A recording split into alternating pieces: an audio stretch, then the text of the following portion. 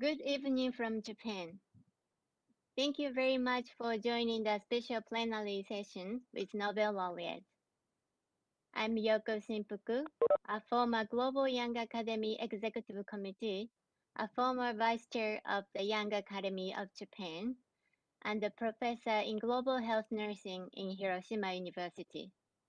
And I'm a general moderator of this session today.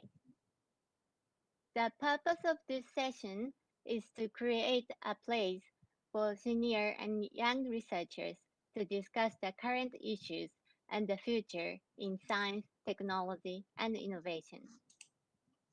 Today, we are honored to have 3 Nobel laureates. Let me briefly introduce them.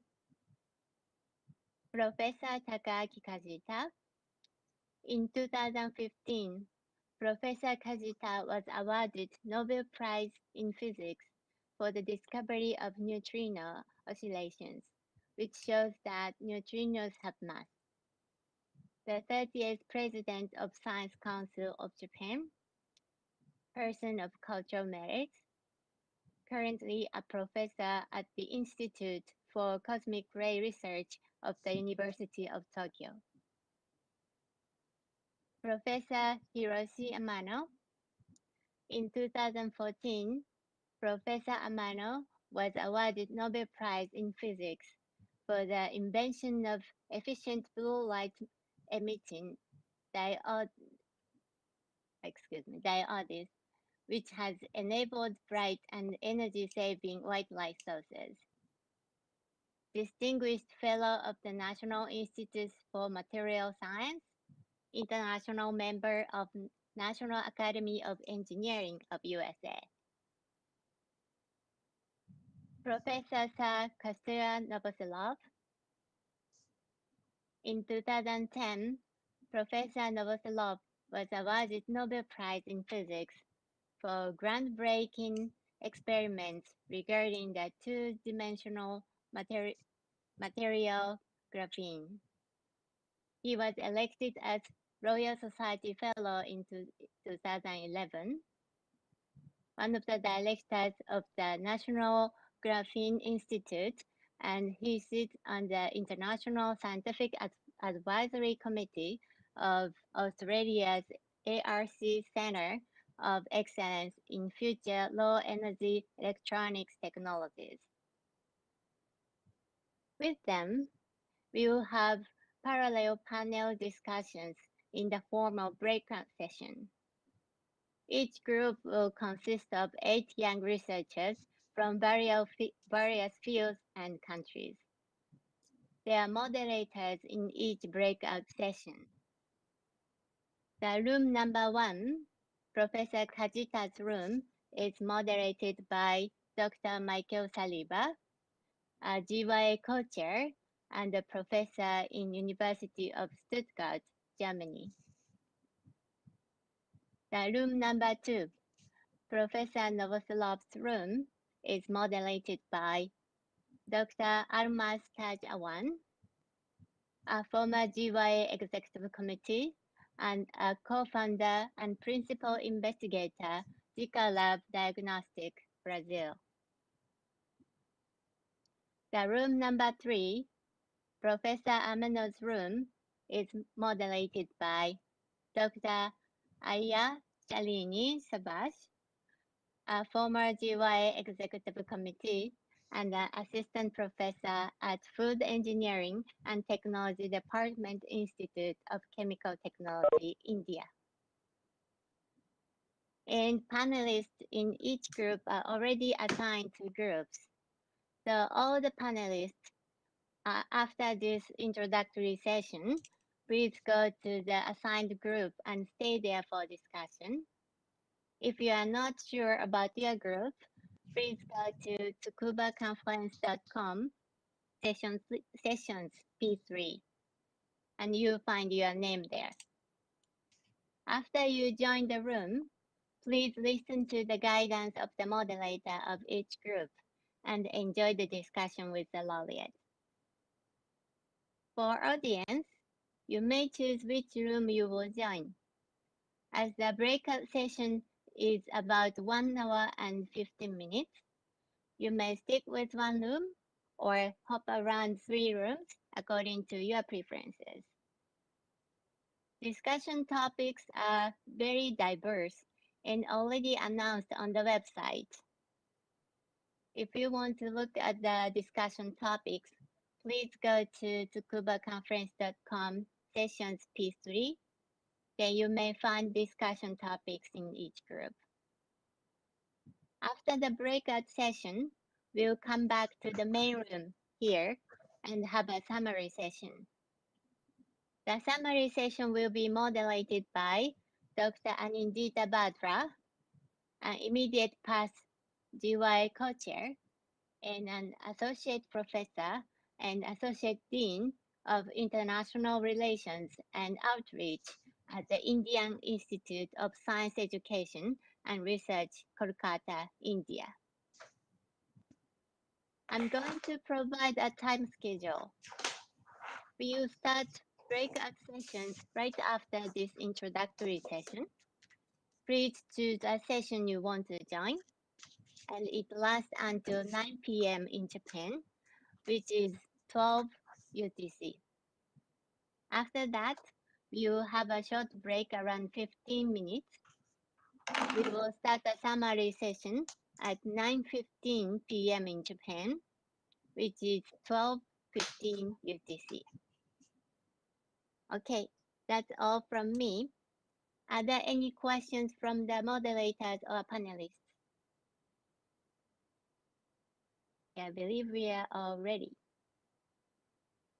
Okay, please go ahead and have a fruitful discussion time.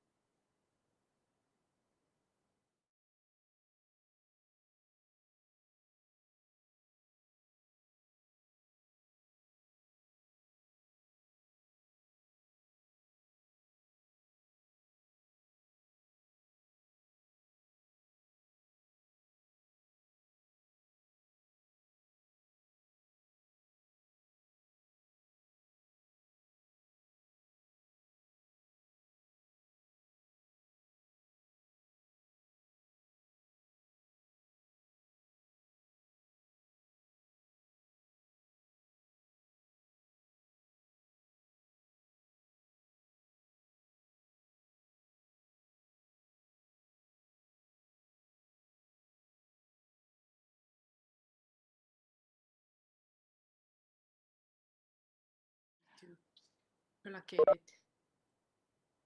If you can put me in the breakout room, I'm supposed to be with in the group 2. Can you click the participants list? Sure. And in the column, there is blue letters, maybe in Japanese, but it's saying breakout, show the breakout sessions. That is what it. Spectators would be coming to you. 1, 2, 3. Okay, anyway, difficult to figure it out. I think on the top right, at least in my computer, on the top right shows layout. Yeah, the lab, but I'm not sure if if I put grids, it's only 6. Can you change it? So 1, 2, 3, 4, 5, 6, 7. 8 people. I can see. Oh, can you see 8 in grids or? In grids, yeah, each panel. So I'm looking at the 9 people right now. So I don't know why I see only 6, and zooming only making it worse. Anyway, guys, I'm sure we can manage. So are we all here? I think one person is left, but I think we can start because probably there will be some internet connection, or we are, 7 participants are here. I'm the moderator, and Dr. Novoselov is the main person, of this room. So I think let's start. I'm the moderator of the session. My name is Dr. Almasta Jawan. I'm an alumnus of the GYA. By profession, I'm a researcher, entrepreneur, and science communicator. We're all here in Dr. Novoselov's room. A very brief introduction already has been given about Dr. Novoselov. We have 8 panelists with us. I think if briefly all of us can, I already have introduced myself, but we would like to know about other participants as well, the panelists of this session. So Dr. Novoselov, how you are feeling today? Thanks a lot. It's a long day, but let's go through and let's just make it interesting for ourselves. I have no idea what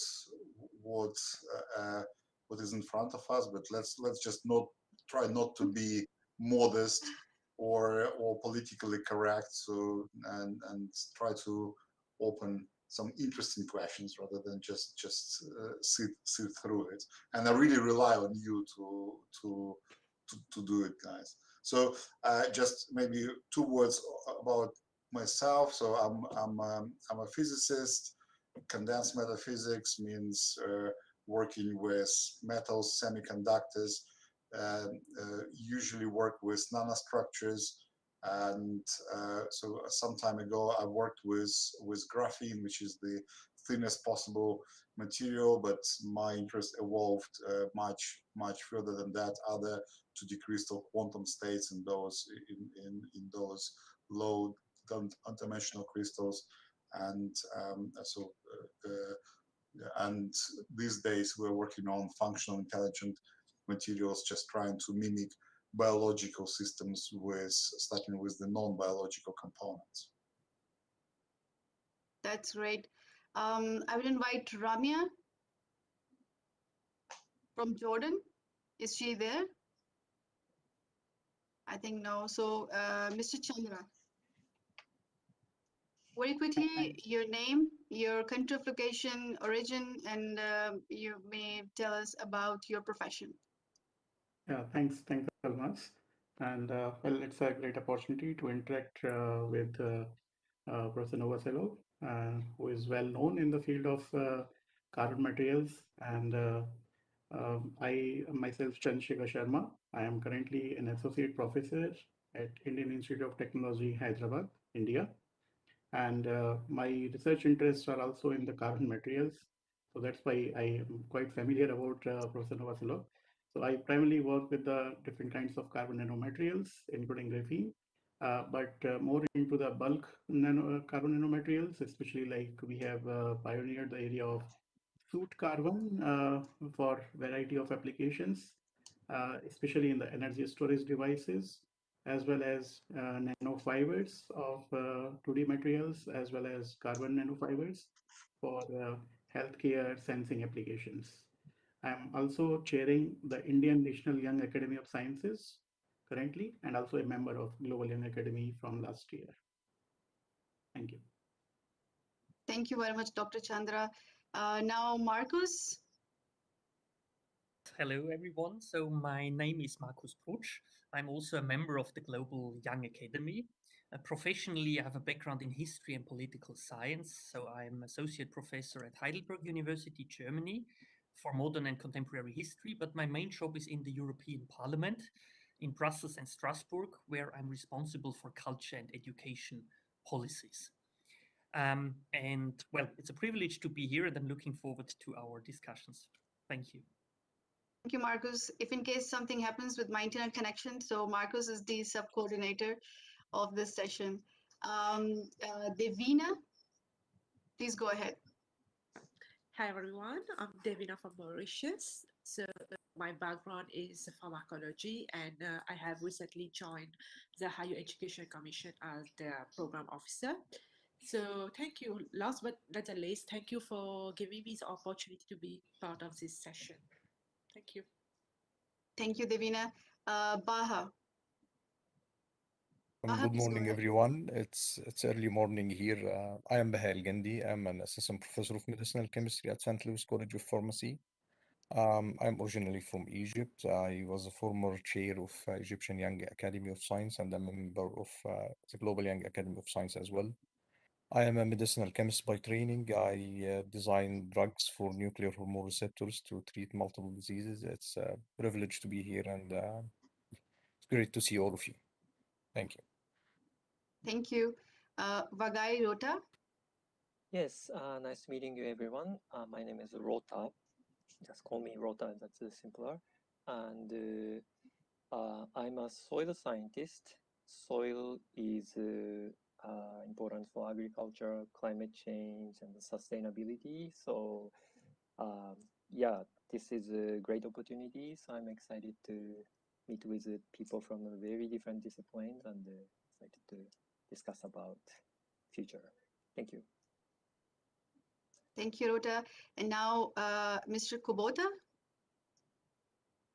Hello, I'm Takaaki Kota from attending from Tsukuba JAXA, Tsukuba Japan, and I'm a senior researcher of Japanese Space Agency JAXA, and working for global precision measurement by Earth observation satellite and applications such as weather forecast using satellite data. Thank you. Thank you. And our last panelist, Ueda.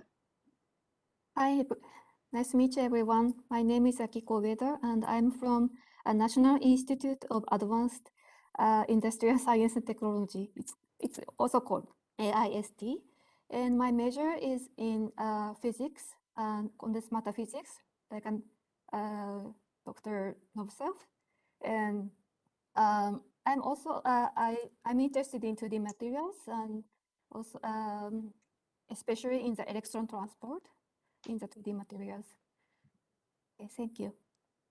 Thank you very much. So we have a quite big diversity of areas in our panelists. We have people from chemistry, nanotechnology, materials, history, political science, pharmacology, medicinal science, agriculture, environment, earth observation, solid state physics, and electronics. And I am hoping to have a very great discussion with all of you. I'm going to start the topic of discussion with Professor Novoselov, and the panelists, whoever wants to make some comment or give their views about that specific topic. So please just write in the chat section, and I will take you after that. So starting with the first topic, we are going to divide our discussion in 3 topics. So first of all, we're going to start with the future science education. The second one will be about science communication, and the third one will be about future pathways and the challenges that science education is going to have in future. Professor Novoselov, what do you think about the future science education? How can science education be more innovative? And to start with, is it important? Okay, let me, so first of all, I'm not sure what is science education. And second, can it be more innovative? Surely, yes. So first of all, why I don't know what is science education, and I don't think you can actually teach science. So you can teach physics, you can teach formulas, you can teach history like dates, and you can teach chemistry, what each I don't know pH does to different chemicals. But science is not a set of rules. So engineering is a set of rules. You can teach engineering. I don't think you can actually teach science, because fundamentally what science is about discovering new things and teaching yourself how to discover new things is very difficult, if not impossible. So I understand that I probably go a little bit philosophical here, but that's actually also very practical for me, because that's what I realized only when maybe my like second postdoc, that actually doing something and generating ideas which are worthy of a scientist, not of an engineer. And by no means I'm trying to be diminishing towards engineers. It's just two different trades, two different professions. But since you asked about scientists, let's talk a little bit about scientists. So, and it's a slightly different trade. So you need actually to tune your brain to cross the boundaries all the time. So engineer, you have to work within the rules. You're given sets of rules and you are combining them. The very idea of a scientist is that you need to break through these rules, and unfortunately there is no way how there are no recipes how you can do it. And I was extremely lucky that I've been working with, I mean, there are sets of rules which actually helps you. Like there was a famous, well, famous at least in Russia, Nobel Laureate Kajita, who was hijacked from Cambridge and brought to Moscow and held as a hostage. And his recipe, because he was doing low temperature physics, he was saying an order of magnitude in temperature, a new effect. So he had his own recipes, but it's a very simplistic one. But we have to do it to figure out our own recipes. And I was really lucky that I had a fantastic teacher and a good friend of mine with whom we got the prize for graphene, and I really was observing him how he does it, and he really runs. So the story with graphene was that if you don't know what is graphene, don't bother at all. It doesn't matter. But we run as a set of so-called Friday evening experiments where we did completely crazy things. And say my supervisor Andrew Gant, he's famous for levitating frogs, for example. If you didn't know that frogs can fly, I can tell you, I can send you videos later. And so we had some Gecko tape where we're studying magnetic water. So you break the rules, and when you basically tell yourself, I know that there is the energy conservation rule, but that's it. So then all the other dogmas are allowed to be challenged. But again, it helps up to a certain degree, and whether there are any universal rules, I don't know. It actually it also helped me when I started painting. I do a little bit of semi-professional painting as well, and it really helped me to understand the connection between breaking those rules and painting. Because prior I started this, I thought, okay, so I mean, anyone, if you're a painter, you just paint. You either can paint or you cannot. And it turned out to me that it's actually, even if you can paint, to produce a masterpiece takes something more than skills, same as takes something more than knowing physical laws. To produce a breakthrough in science, it takes something more than simply knowing how to paint to produce a masterpiece. So just to coming back to your question, can we teach science? I think it's very difficult, and I don't think we have any methodologies currently at all. Do we need to teach science? I think it's actually good, so people would be creative. Should everyone be a scientist? Definitely not. I think we should, that's another thing, we need to offer many more career passes to our PhD students and postdocs, which we don't do, unfortunately, at all. That's another problem with science education, that we force people to be scientists, and we give them frames, and they stay within these frames, which is completely the opposite of being the scientist. And then we are surprised that our scientists are not good enough, but also we don't give them freedom to go outside into different career paths, like startups, which would be great as well. I think I've been talking too much, so guys, let me shut up here, and then I just let you reflect on what's your ideas about science. Thank you. A very important insight to start with, a very open question. When we say science education, so what actually we mean by science education? And when we say about it being more innovative, what does it mean by more innovative? I would like to hear from other panelists as well, and certainly I will go back to Dr. Novoselov about the work that you just mentioned, that you're also into arts as well. So this junction between arts and science, how do you see that? Oh, okay, so guys, you don't need to listen to me all the time, because I'm actually a bit surprised of myself that I'm talking too much. I didn't take any drugs, honestly. So it's I mean, No, we all know don't worry about this. those American. I was really surprised. Lots of Americans are on those amphetamines. So and it does help, but then I become very talkative. So I don't. I tried once and I don't do it. But I know lots of students try to enhance their productivity with amphetamines. I didn't take anything, and yet I'm so talkative today. Strange, but the connection between art and science, it's a very, I don't think there is a direct connection, except of the fact that both of them require breaking those rules. And how do I see myself?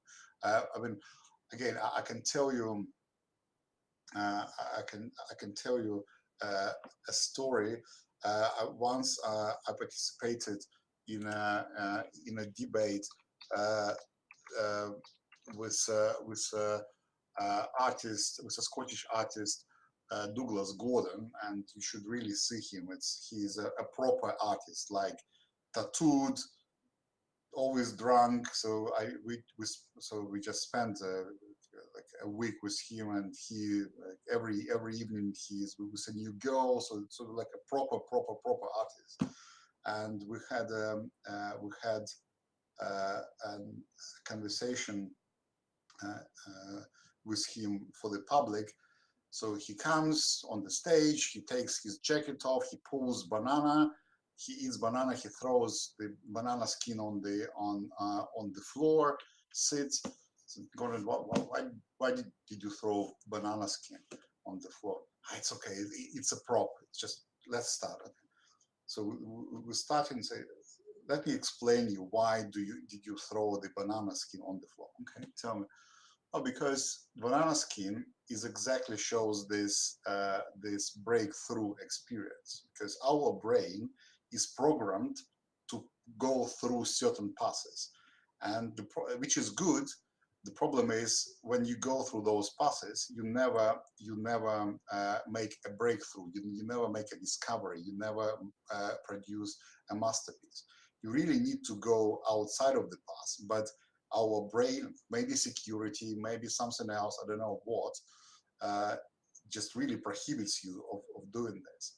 And what you need to do, you need a banana skin on the road on which you just sleep and which throws you outside of this road onto a new path, and then you make a discovery. And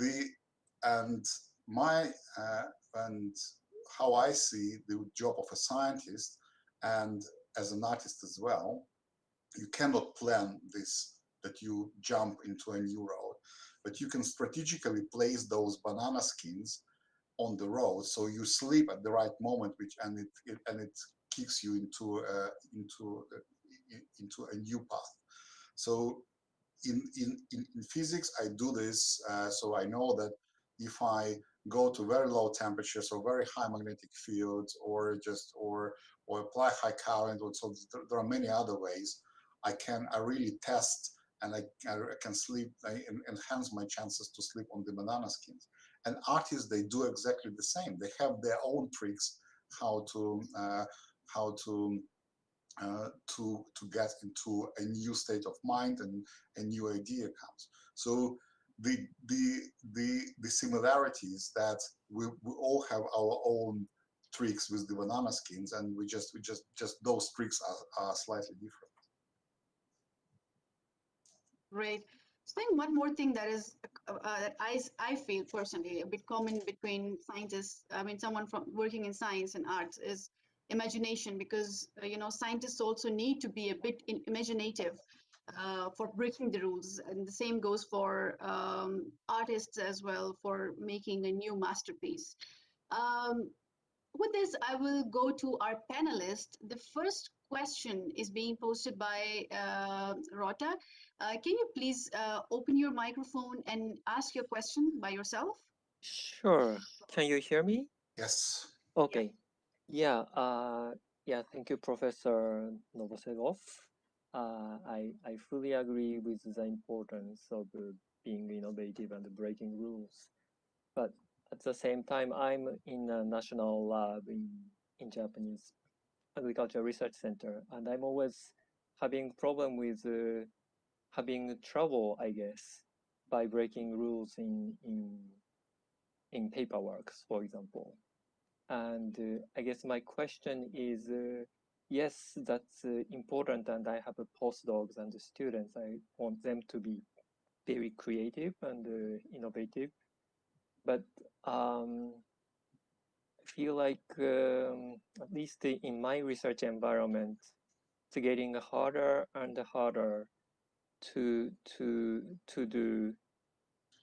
break rules, to do creative work, because so-called compliance trainings and also lots of competition to publish papers in high ranking or high citation factors, and I cannot. It's easy to criticize and hard to really to say something better ways to do science. But I'm just curious what you guys think about this kind of current tendency, at least in the last 10-15 years, I'm feeling.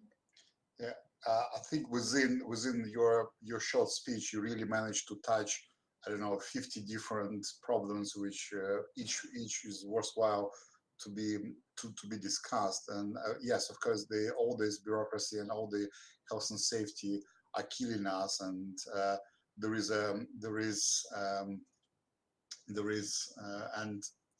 I'm trying to help myself and my students and postdocs by hiring good administrators.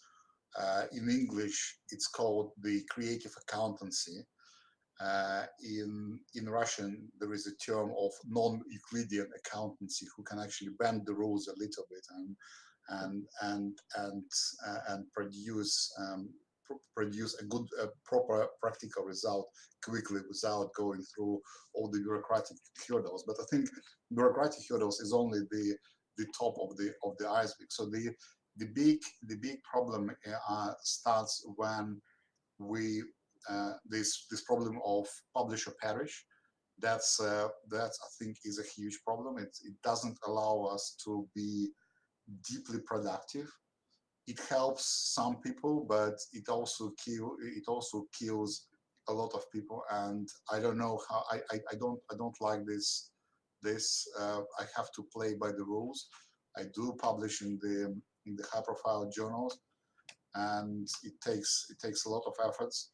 And I would much prefer to have proper science, which is not rushing, publishing just few papers, but very important papers a year, rather than trying to satisfy all the demand.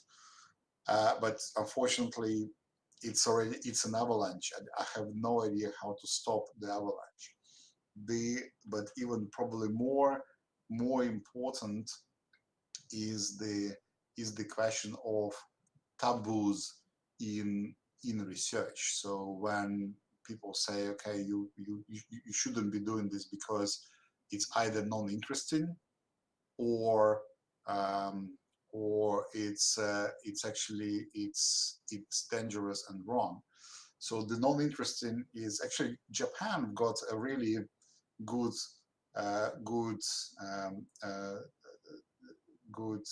record of doing non-interesting research. And so so we have participants from Tsukuba, and so there is in graphene physics. So there are two famous guys who actually produce this fantastic material, boron nitride. So, and they've been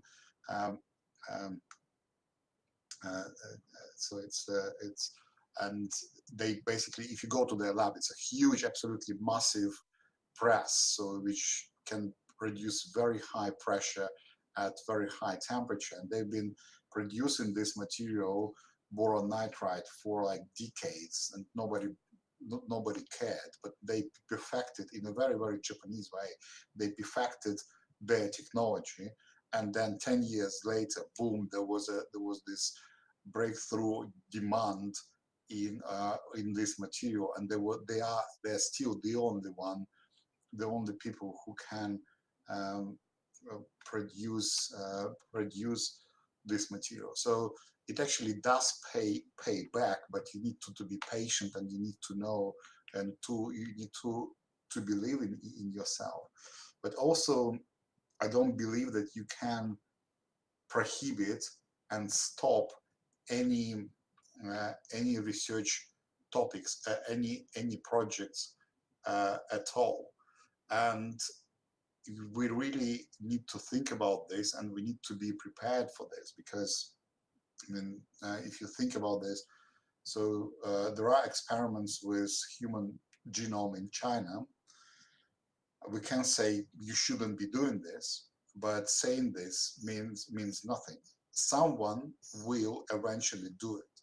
And I believe that science, I mean, generally I'm very rational person. I don't believe into any spiritual practices or anything, but I still believe that science got its own way, and scientist is actually just tools in the hands of this big object, or I don't know, a phenomena called science. Because there are some coincidences when discoveries are made really far away in different continents simultaneously, and so on. And I believe that you cannot stop scientific progress. You don't need to be you don't need to think about it in this ephemeric way. You can think, okay, even if you issue a law in any country which prohibits, I don't know, human genome experiments or nuclear experiments, it takes really nothing for, I don't know, Elon Musk to hire a ship and just be extraterritorial in the sea and do all those experiments there. So I believe that prohibiting any direction of research is completely counterproductive. We need to face it, and the further our science and technology develop, the more serious it's going to be, the more technologically threatening it's going to be, and we need to be prepared. And we have to think how we're going to deal with it, because look, sooner or later there will be more nations with nuclear weapons. So sooner or later there will be people who do the experiments with human genome, and we cannot stop it. We have to think how we are going to live with it. So I mean, I just to Rota, I can only say that I'm sorry for your experience. Believe me, we all have exactly the same. You're not unique, and I think it's completely wrong, and we need to do something. But it's something which you cannot explain to politicians and the policymakers. Thank you Yeah, so so much. the problem lies to talk on such kind of topics with the policymakers, so that things they start changing from that level. Actually, we have a comment by Mr. Marcos. I'm going to invite him to ask directly, and then I will go to Dr. Chandra. I mean, maybe just to speed it up, we just I don't know, shout out, or you decide. Actually, my question was really about, I mean, also wondering about what science education really encompasses. Is it really in a narrow sense of the meaning, covering really the hard sciences, so mainly natural sciences, engineering, mathematics, and so on? Or is it also essentially covering all subjects that claim, to be scientific, so humanities, arts including?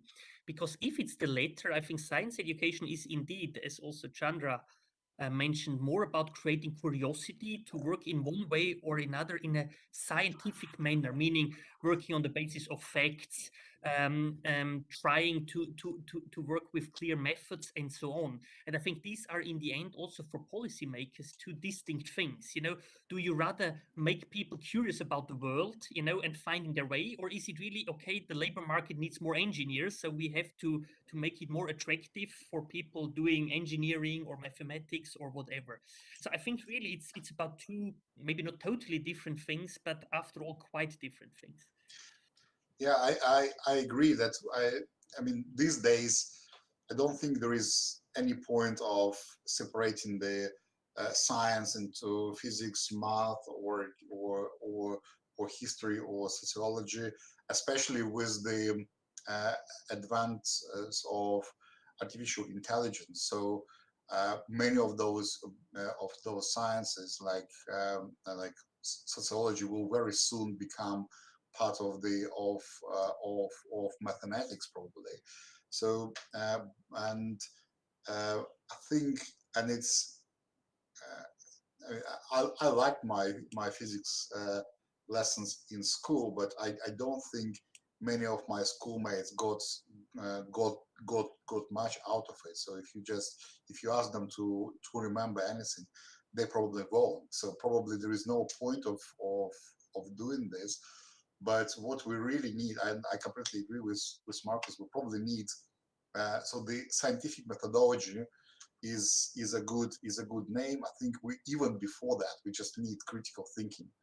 That we need people to learn that there is causality, and you can, based on facts, you can create a causality chain, and then you can come to a rational decision. And being rational, being critical with the facts would be a good enough start for science education. I think it would. I agree. It would be the very beginning, and the most important. And in some cases, you might even end there, because once you teach people that, then the rest is reading books and then filling in the information. Once you give them the methodology, it should be good enough. But of course, to teach it, you have to do it. If you teach, I don't know, 10-year-old, 12-year-old causality and critical thinking, you really need to teach on some good examples. And I don't know, maybe just giving examples from history, how physics was developing or how biological ideas are developing now. So that's would be a good example. Chandra? Yeah, I mean, so as we are discussing about the science education, so while I partially agree with Professor Novoselov that, well, you cannot really teach science, but as we are discussing further that it's not just studying the physics, chemistry, it's more the rational thinking or the curiosity. Don't we feel that we should be able to generate, or we should be able to educate the school children at us in asking the questions, building the curiosity that will help in pursuing the science further? Yes, that's exactly right. I don't think you need split science into subjects, and because these days, I don't know, we have scientists making breakthroughs in biology, mathematicians doing a lot of discoveries in social science or in physics. So I don't think this subject education is gone. I think once you gave people this idea that you can actually so the things got the cause and the consequences, then they are able to start doing projects. And actually, I remember when I started to believe in physics, I was already on like quite far in my university education, but then I really believed in physics when I created my own computer from scratch, from the microprocessors, just solder it together, and it started working. So that's when I really started to believe that this very basic concept that any experiment, similar experiments produced in different conditions, should give you the same result. So probably giving people projects where they have components from different areas, like some engineering, some construction, some, I don't know, 3D printing, shooting lasers somewhere. And then after a few projects, people would know exactly, those kids would know exactly which part is most interesting. Is the laser or the surgery which you do with this laser on a frog? So then you can choose for the next one, you can choose the frog or the laser itself. Elmas, next if you question. allow me, so just in line with that, what do you think about the role of serendipity in our science education? Because many times it has been observed that serendipity is something which is considered as a negative thing, but we know that there have been a lot of breakthrough discoveries through the serendipity, including of Right. course graphene. You can correlate with that. Yeah. So I know this. So I mean, okay, we'll probably need to tell later, so people why this question around graphene and serendipity. Not everybody knows that, but I can tell you that serendipity is important, but serendipity unfortunately doesn't happen by itself. So if you don't walk on a road, you would never sleep on a banana skin. And the only reason why when serendipity works, if you've been actively trying to find it. And I know that there is this idea that, okay, you don't need to do anything, you're either lucky or not. So, and then this serendipity comes. Unfortunately not. And I've seen, I mean, lots of actually Nobel Prizes you can attribute to serendipitous events. But if you look carefully, you would see that people were actively searching for this serendipity. In our case, we have these Friday evening experiments when we just do some very, very crazy experiments which are not bounded by anything but, say, the conservation of energy. So, and there are other cases like this. So, coincidences do not happen by itself. You have to plan for this coincidence. Okay, thank you. Next question is by Mr. Takushi Kobota. Please go ahead. Thank you. So my question is, so under COVID-19 situation, yeah, online communication have advanced also remarkably as in this meeting. And so, yeah, so this direction will continue in science education. Of course, the best mix of online virtual experience and real experience may be important. But so I wonder whether the virtual experience will lead the innovation or breakthrough or such a good result, or still we need the real experience to break through. So this is my question. Thank you. Right. Okay. So personally, again, this is a difficult question, and I may be like a retrograde, and I may be not advanced enough in technology. But personally, I think that that personal communication cannot be substituted by online meetings. So it's better to meet rather than not to meet. And I've seen, I mean, I have tons of meetings every day because I just need to, I need this inspiration. I need to, even most often, I need to, for someone to listen because I need to express my ideas. And while I express them, I see that they're wrong, or maybe just I find the next connection, the next missing point. So in that sense, this online would be okay. But I still find that personal meetings, they actually go, they're much more productive than online. I don't know the reason for this phenomena. Really don't know, but that's my feeling.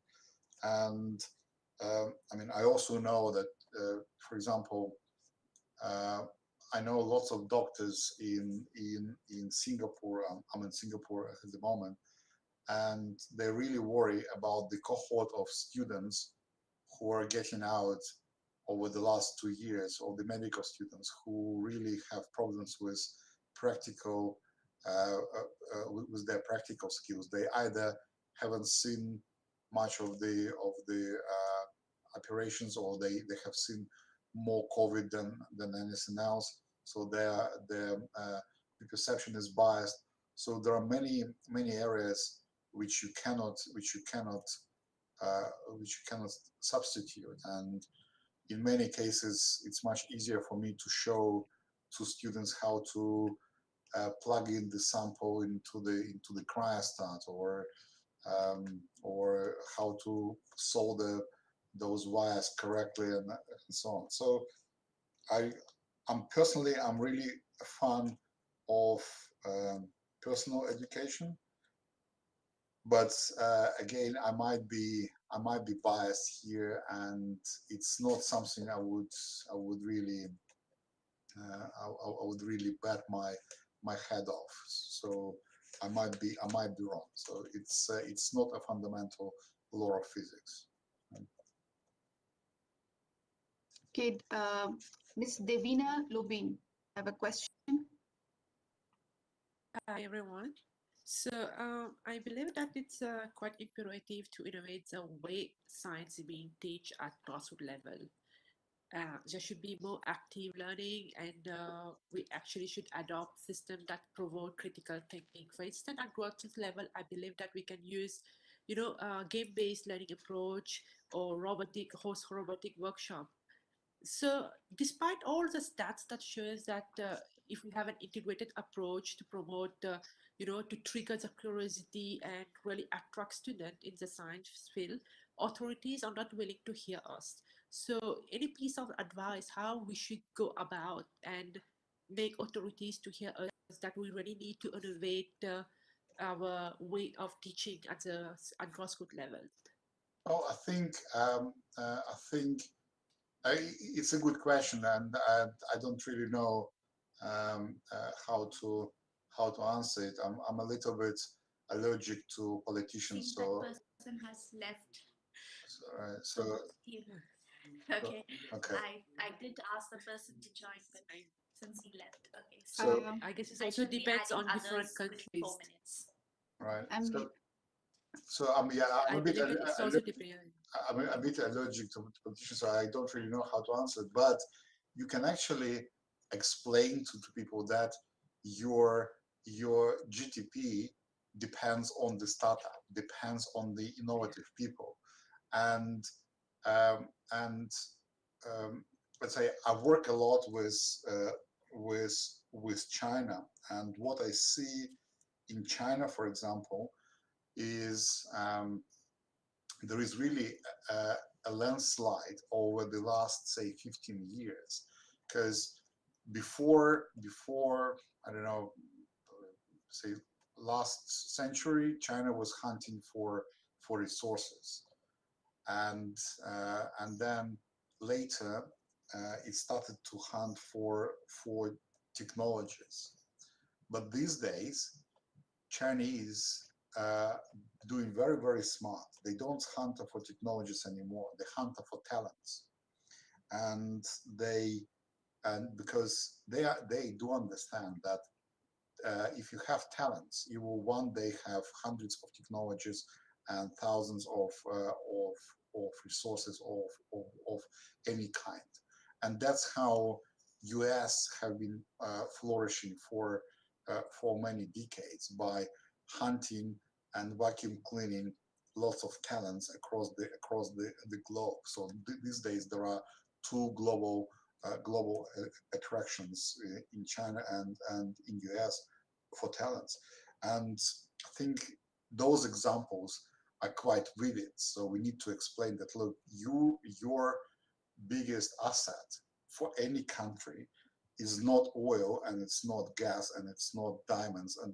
it's not gold. It's the talents, and unless you develop those talents, and I mean there are talents in many different fields. It can be in physics, or it can be in biology, or it can be in art, it can be in politics. So, but any talents needs to be developed, and you really and you cannot actually have this luxury of throwing away talent. So if you so lucky that you have a talent in biology, you really must develop it, because who knows when the next one will come. So that's I think for me it would be a very powerful message. Unfortunately, only few countries still up to now understand that talent is the best asset to have. So I see, for example, in the UK, there is now a war for technology, which is, I don't know, 20 years late. So the war for technology was there, I don't know, a quarter of a century ago. The modern war is for talents. There's last question from this part of the session questions. Then I will shift to the next part about science communication. I will invite Ms. Akiko Vader to ask the question. Okay, so it's kind of related to the last questions, but yeah, I really agree with the breaking rules is important for being innovative, and curiosity is also important.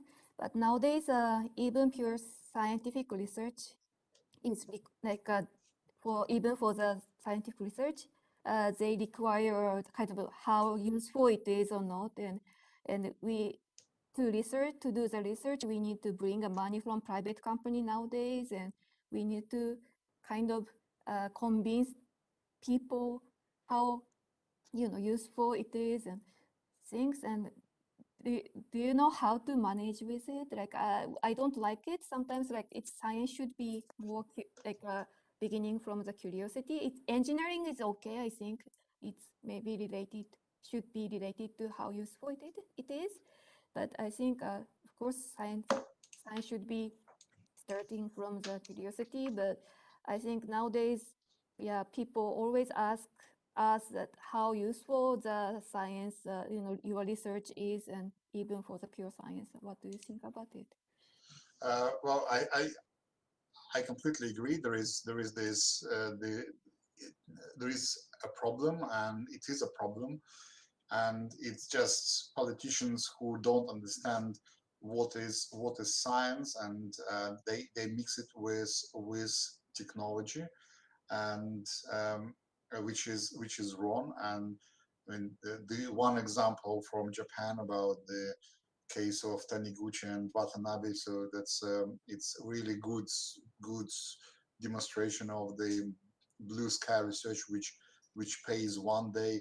Another one is the say quantum technology. So you probably don't remember, guys, but we started to talk about quantum computations, I don't know, 95, probably 97. So that those days. So, and then nothing did happen for like 25 years.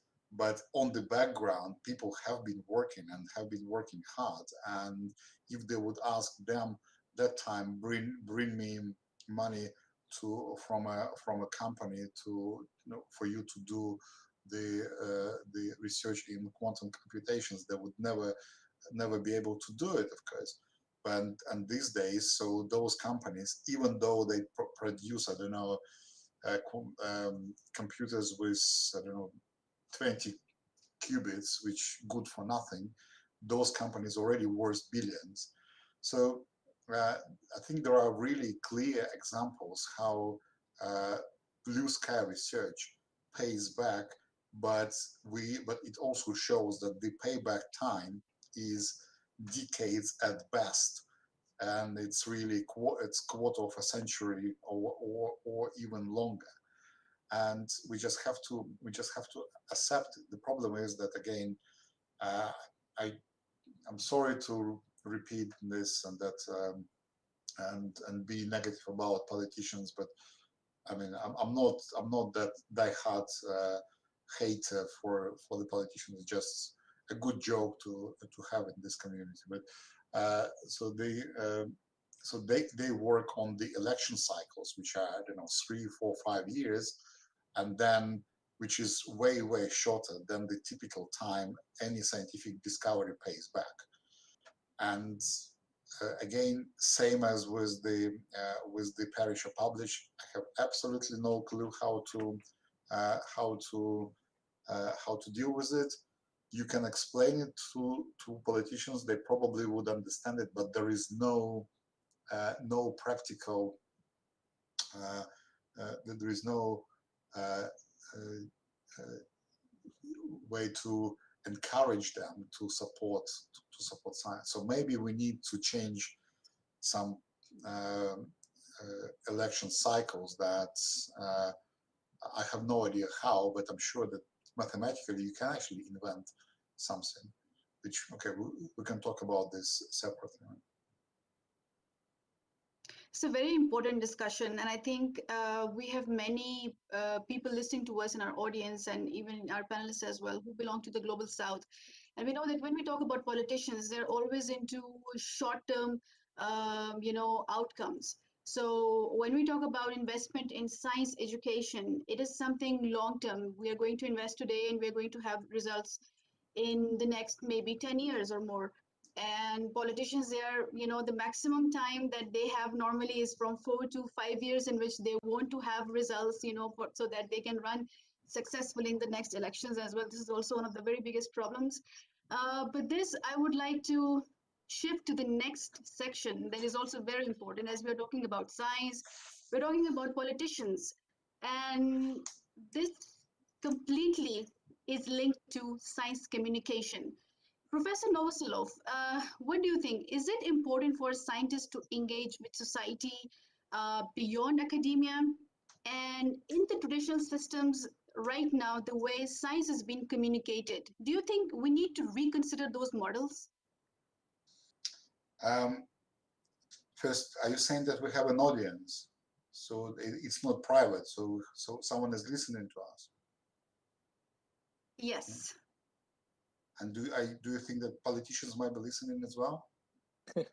Uh, Okay, we need to do something. And, we love politicians, so maybe some of their secretaries, you yeah, know, yeah. to So we report. just need to put statements. We love politicians. Just forget everything we said. So just love you guys. Anyway, for I think so.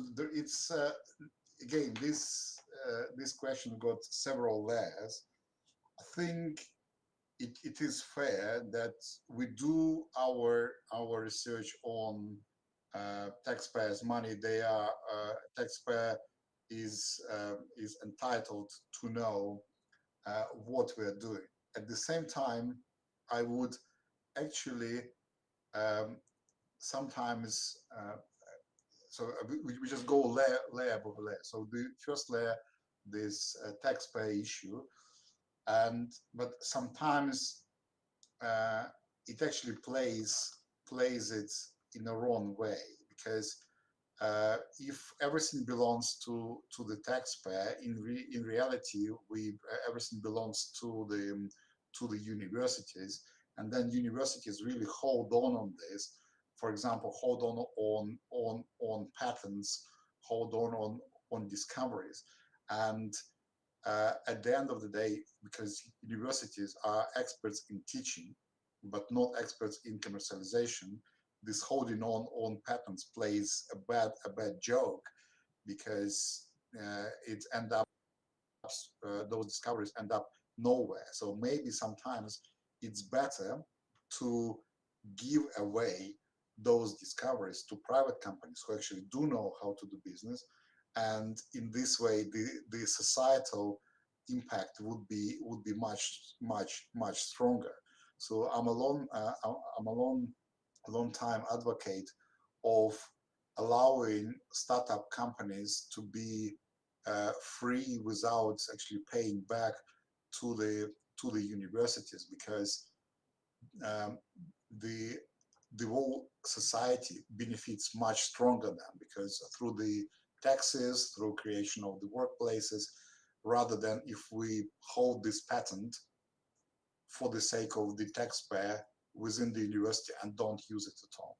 So that's the first science communication, but I think we need to be practical here and pragmatic, so that not always the straightforward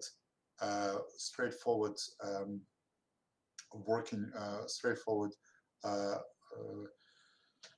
following the interest of the taxpayer wins this very taxpayer. Second one is that I think it's the educational aspect and uh, bringing the role models in science, and bringing the next generation of scientists to science. This is really tough job, but it is very necessary. And I remember myself during school years and even during the university years, I really needed those role models, even though I probably would never admit that, but I really needed some guidance. And there should be this this guidance provided. And unfortunately, not many good scientists can be a good communicator. So you actually need to, as in everything, you need to have a talent. I'm not saying that I'm a fantastic scientist, but I know that I'm a rubbish communicator. So, and I can give a reasonable scientific seminar, but to give a public lecture takes me unbelievably longer time for the preparation. So I cannot just walk in and pick up an audience. But even though I know that this communication with the audience is important and trying to understand the feeling is important. So it is communication. It is important, but unfortunately, not everybody can do it. So, but maybe other ways can be developed. And I mean, I'd love to show some, you know, scientific tricks and physics tricks, how to, I don't know, with just take helium, liquid nitrogen, magnets. So there are lots of tricks which you can play. So science communication can be on different levels. So it is important part of our job. Unfortunately, we're not all as talented as we would like it to be. So you cannot force people to do it. That's what I mean. Thank you. We have Dr. Anindita Badra with us. Anindita, can you briefly introduce yourself and ask your question, please? Sure, thanks, Almas. So I'm Anindita Bhadra from India. I'm an immediate past co-chair of the Global Young Academy and an associate professor at the Indian Institute of Science Education and Research, Kolkata. I'm a behavioral biologist. I work on dogs. My question here is about communicating science to the public from the perspective that often we see issues where people find it very difficult to accept certain scientific ideas simply because of various socio-cultural sensitivities. For example, even with the COVID-19 situation, we see a lot of people reluctant to take vaccines. Or sometimes there are issues that, you know, we scientists keep coming up with newer findings and people say, how can we trust you? Yesterday you said something and today you're saying something else. So it's much easier to believe traditional practices and have faith in those rather than put your faith in science, because science keeps changing. So how do we as communicators strike a balance between the social cultural sensitivities and the methods of science and you know, gain the trust of the public at the same time in our communication? Right. So it's a very good question, and let's start with the fact that I do believe in science. I do believe that we haven't invented any other methods. There could be other methods of studying nature, but I think scientific method works well, and I think we need to, for the current time being, I think we need to stick with this, and that's what we discussed previously with Marcus, who suggested that we need to educate people first in scientific methodology. So this causality, the testability. So the classical science means that any scientific theory got several characteristics. So it can explain all the previous facts. It can predict something new, and those new predictions are verifiable. So we need to explain people that, look, so that's the way how you need to test anything, from investing strategy to scientific discoveries. Now, but of course, we don't have means. So these days, the information stream, the mass of information which attacks us, is so large that we cannot simply critically think through. And especially what is not a problem, but actually maybe a problem, this pluralism, that any opinion counts, and any opinion is equally valued and valuable, that's another problem. And of course, people start shouting democracy, but unfortunately, science doesn't have the democracy. You can so it has democracy for a short period of time. You can propose several theories, but then all of them should be verifiable, and then one wins whether you vote for it or not. So, but that's I think it's the signature of a good scientist to be able to say that yes, I was wrong, and to admit that another model wins. It was indeed very, very problematic with the pandemic, and honestly, I didn't expect that such a simple set of equations got such a diverse range of solutions because of the with even small changes in parameter spaces. That's a bit unfortunate. I didn't expect it myself, and of course, general public didn't expect it either. So that's and it's a problem, but it's also, I think this pandemic would actually pay back quite favorably, because lots of people learned suddenly the word model, that the word mRNA, so adenovirus. So surprisingly, I think we will find that very soon we will have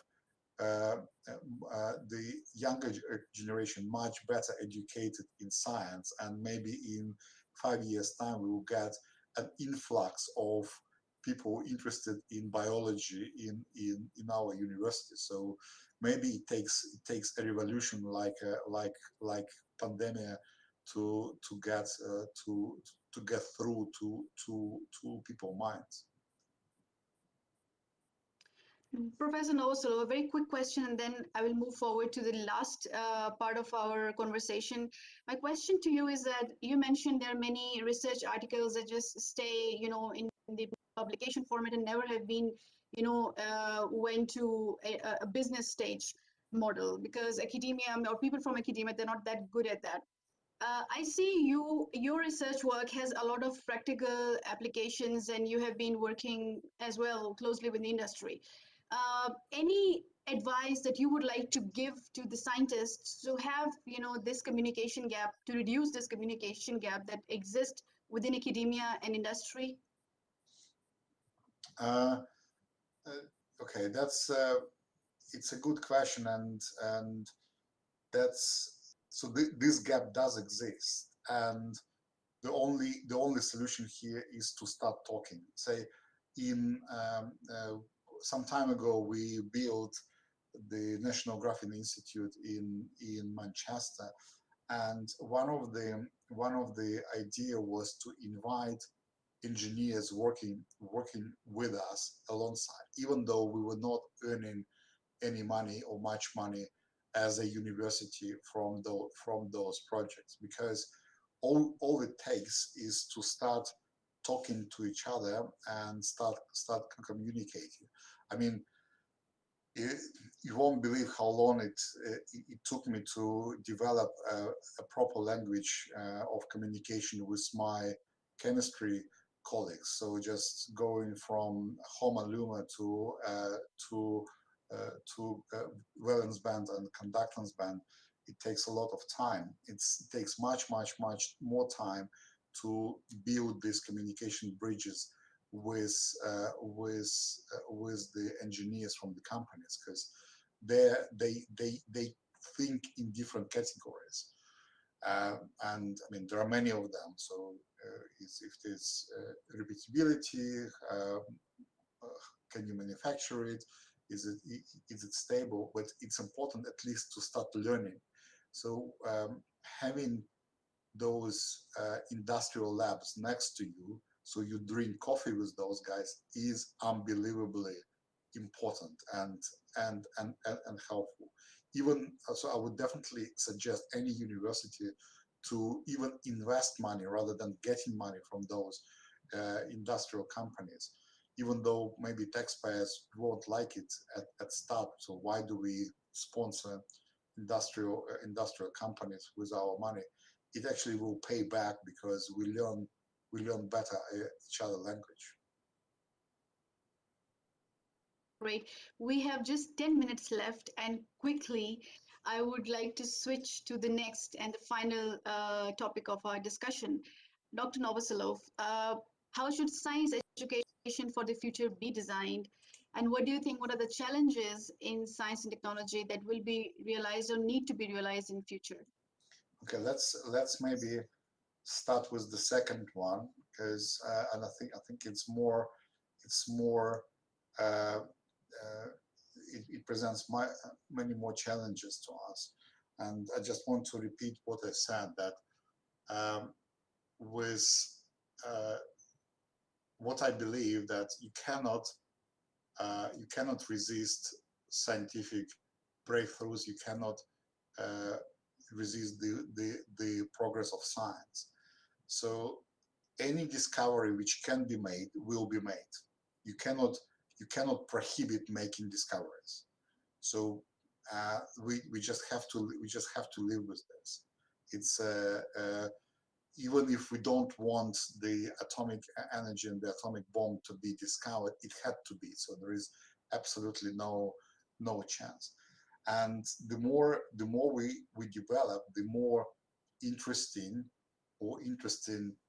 in parentheses discoveries will be made. And I mean, you can see how much so AI influences our life, but also in positive and in negative connotation. So you can get Cambridge Analytica, or you can get something else. So it's going to happen.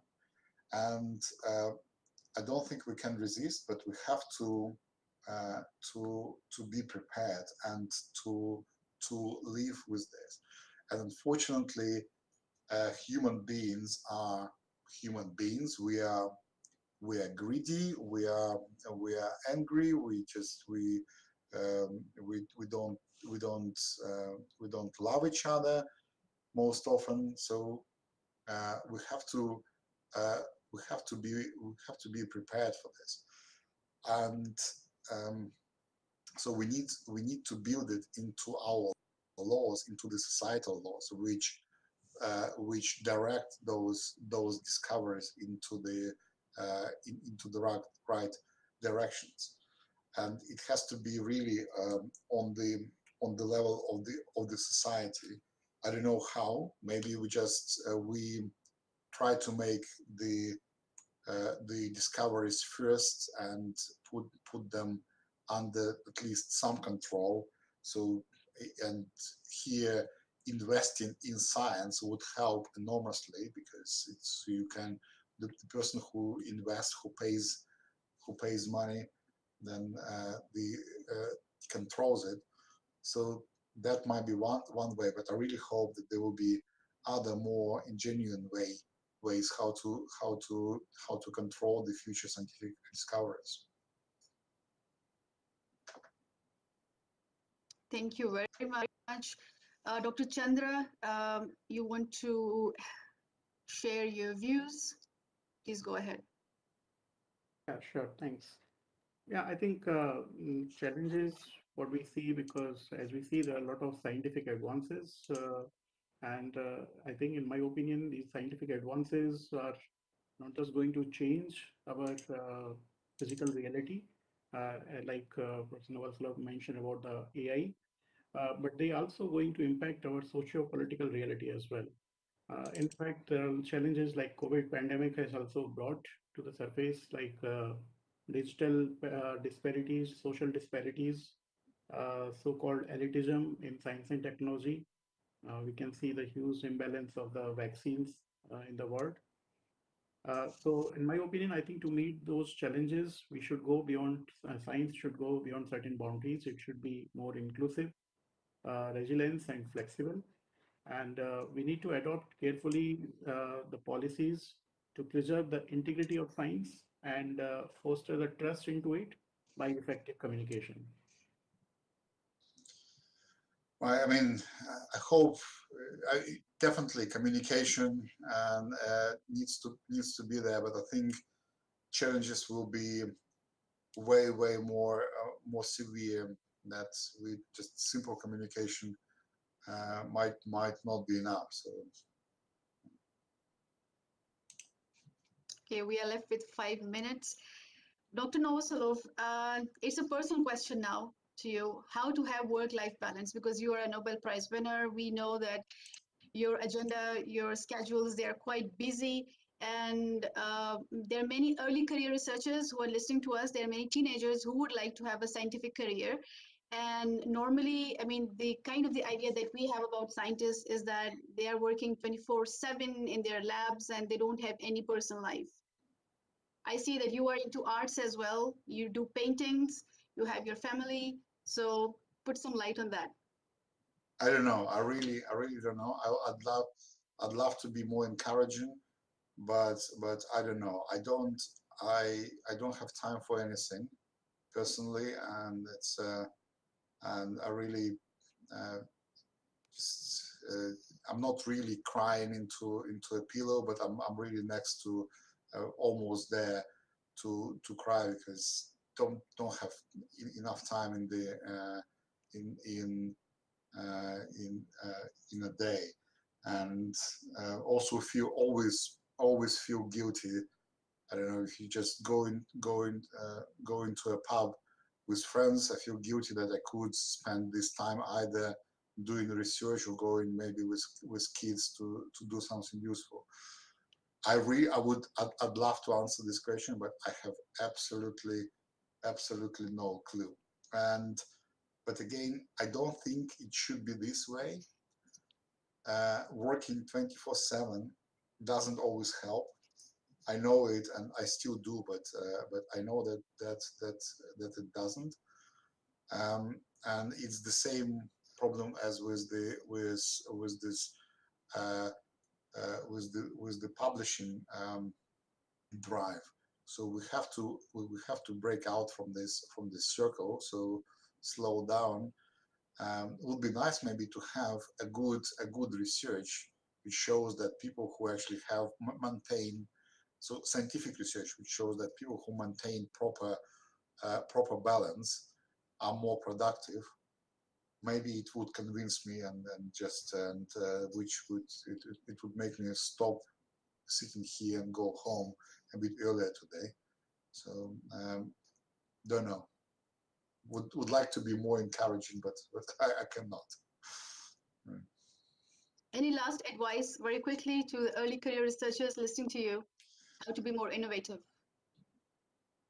Don't listen to any advices. So so the best way is, and actually I'm not joking.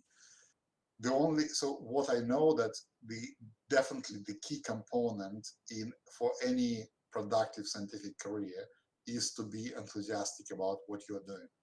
I've seen it. I know it sounds trivial, but I've seen it so many times. People who are there only for their PhD, not for science, are not productive.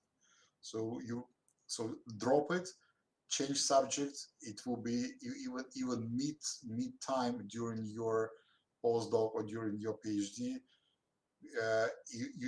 You will still be more productive, and you will make it into much better progress if you like what you're actually doing. So don't listen to people who say, okay, quantum communication is the hottest topic. If you don't like it, if you like killing mice better than doing single photon emitters, go and kill mice. Thank you very much, Dr. Novoselov. So many good insights that we have today. And I special thank, to all the panelists for for having this productive session, for putting nice questions and your personal views. And now we will go for 15 minutes of break, and then we will be coming back in the combined session for winding up what we learned today. Thank you very much, everyone. Great. Thanks a lot, guys. It was fun. Thank you. It you. was, Thank you. I enjoyed. Thank you. Bye-bye. Thank you, everyone. Right.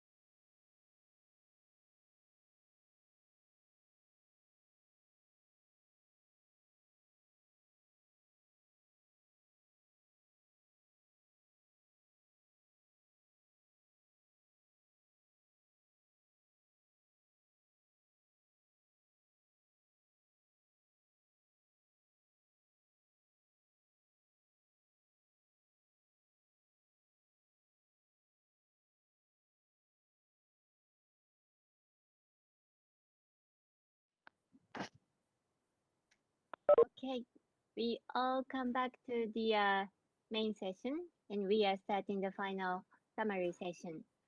I'll pass my mic to Dr. Anindita Bhatta. Thanks, Yoko, and welcome back to the final plenary session, everyone. It has been a wonderful discussion which we have had in the 3 breakout rooms. I had the pleasure of visiting all 3 rooms and interacting with the people present in the rooms. So thank you first to Professor Kajita, Professor Amano, and Professor Novoselov for the wonderful discussion that we all had with you.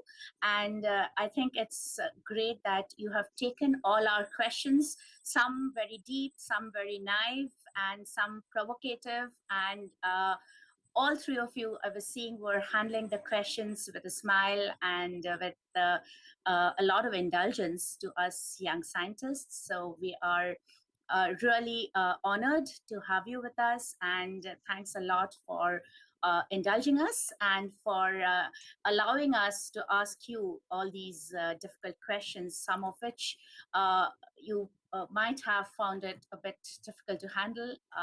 Sorry for that. Let me also thank our moderators, Michael, Shalini, and Almas, for the wonderful moderation of all the 3 sessions.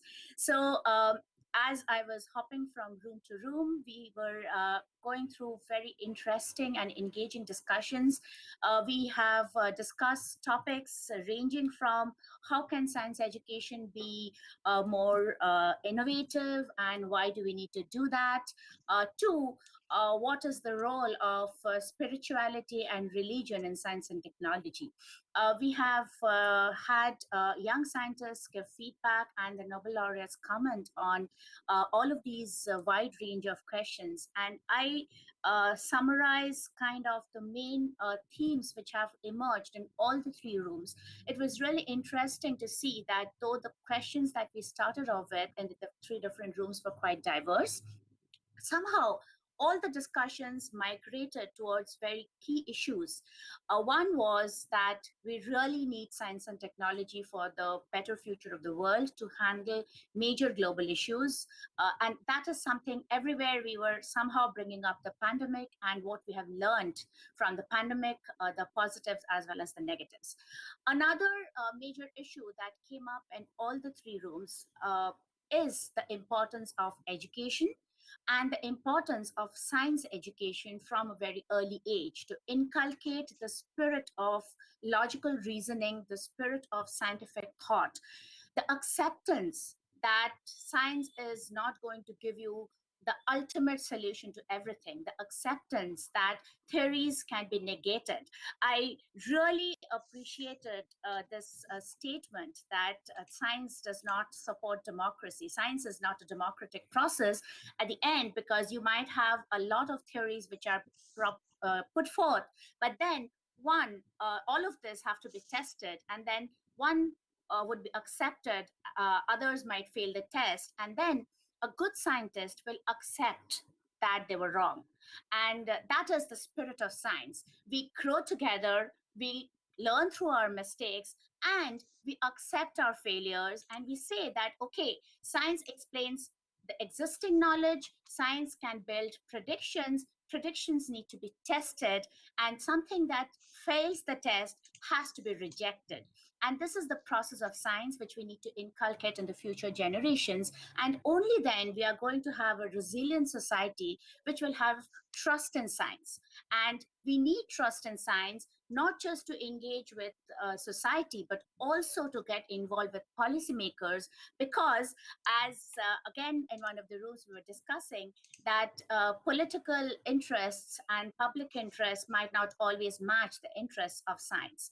Science gives returns in long terms, whereas society often demands returns on a short-term basis, and that is where we need to strike a balance. Another very important theme which has emerged is the need for communication. Communication among scientists, across disciplines, the need to break silos and barriers and build bridges, communication between scientists and members of the society, be it politicians, be it policymakers, be it the common people, be it school children. We need to communicate at every level, and communication is very important. Again, communication, the importance of communication can be looked at from different perspectives. One is that just, engaging people to help them understand findings of science, but also the need to communicate our findings to the industry, getting them to come into the market to give products which will eventually benefit society. We should not be hoarding knowledge. And I think this is very important, especially because where in the whole world we are talking about the need for open access, getting resources out there. And again, the pandemic has taught us a very important lesson of how people across the globe can share knowledge and give results much more quickly than we have seen in the past. A third theme, which again emerged in all the three rooms, is the need for honesty. Scientists need to be honest to themselves first.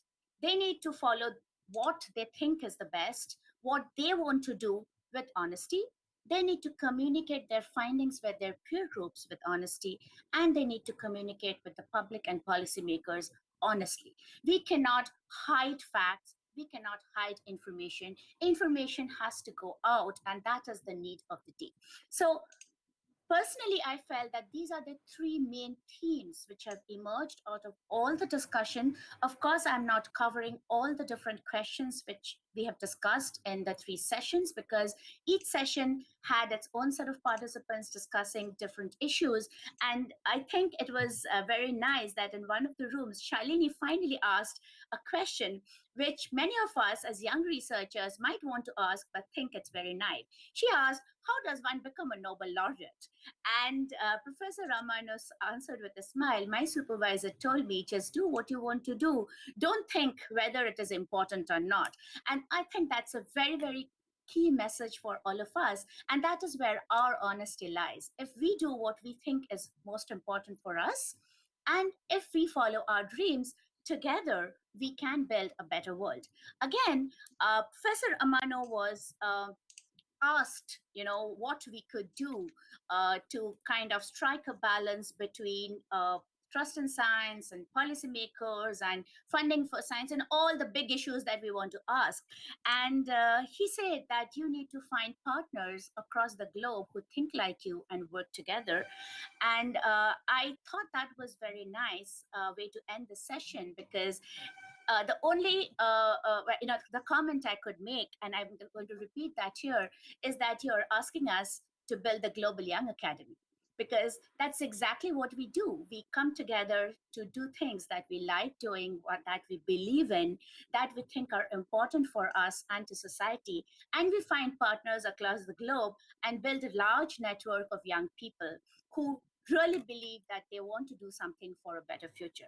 So I'm going to wrap up on that note, and I will again express my gratitude to all the organizers of the conference, especially to Professor Nonaka and Yoko for organizing this great session. And thanks again to our very special guests of the day for spending this wonderful time with us. Thank you.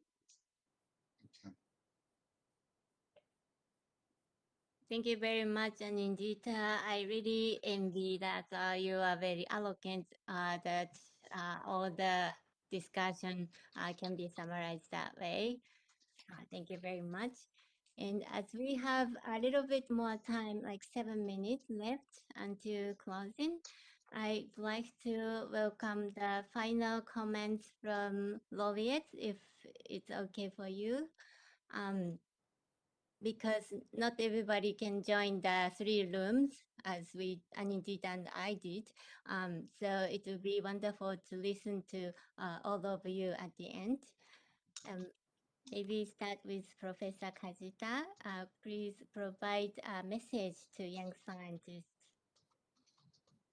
Well, okay, thank you very much. I didn't expect to speak here. Anyway, first of all, thank you very much for the nice discussion. I really enjoyed this discussion. And well, I was impressed by the young scientists. And well, certainly it's very important that you, young scientists, are thinking about the future of the society, future of the earth, everything, and your activities will change the world. So I hope you continue working for the better future. Thank you. Thank you very much. Professor Novoselov, please. Yeah, I really enjoyed the discussion today. It was a good fun. So very nice conversations, fantastic panels. Really enjoyed. And I guess to summarize it here, we spoke a lot about how to support science, how to support scientists, and how to bring the bridges between public and science. And I think the best way would be really to convince people that doing what they most like doing, either in science or in art or in any other areas, and using scientific methodology is the best. And the as I said during our panel, the only advice I can give is to try to enjoy what you are doing, and then you will get a success. And it doesn't really matter if not many of our students will become scientists. Not everyone should be a scientist. So we need great engineers. We need politicians as well. So, but I think the basics of the scientific knowledge and the vision of the world from the scientific perspective is very, very important, as indeed has been demonstrated during these pandemics. So science is actually everywhere, and we need to promote it. Thank you very much. And Professor Amano, please.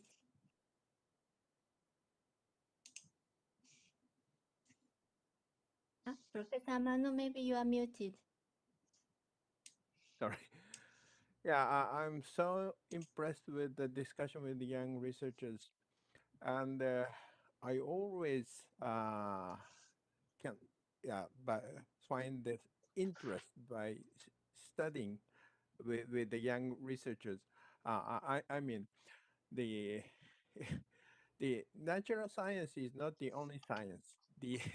There are other sciences. So the discussion with the different field, the experts, is very, very exciting and interesting to me. So through the discussion and through the understanding, maybe the young researchers can establish a new world. So the discussion and understanding would be the very important step for the future, for the bright futures.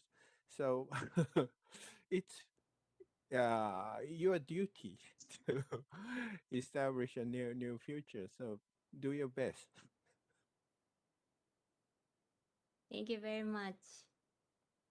I was really happy to hear the encouraging message, and especially I think 3 of the laureates saying that do what you like as a young scientist and make the better future.